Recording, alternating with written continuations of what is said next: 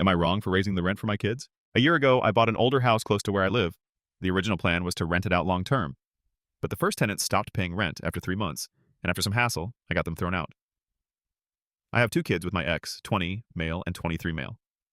The youngest lived with me, and the oldest with his mom.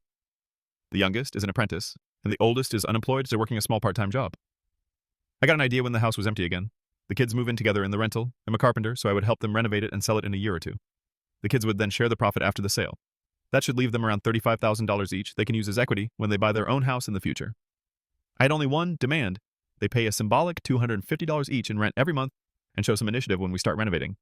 The rent would go up to $600 when they got full-time jobs. The kids loved the idea and moved in 6 months ago. Everything went okay until now. The youngest has been eager to help when renovating and paid his rent on time every month. The oldest never actively looked for a full-time job and is usually a no-show when there is work to be done. He's always late with the rent, but he can afford to party more or less every weekend. I just told them that I will now increase the rent to $600 next month. The youngest had no problem with this, but the oldest complains about this all the time now. They both have their own floor with their own bedroom, living room, and bathroom. They share the kitchen.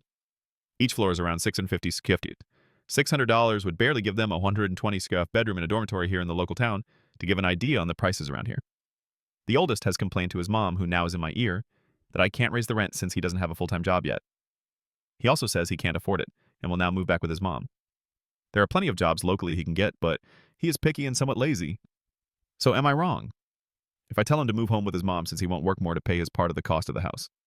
I now play for my youngest son and I to do the project together, and he will get most of the profit after the sale. Follow for more.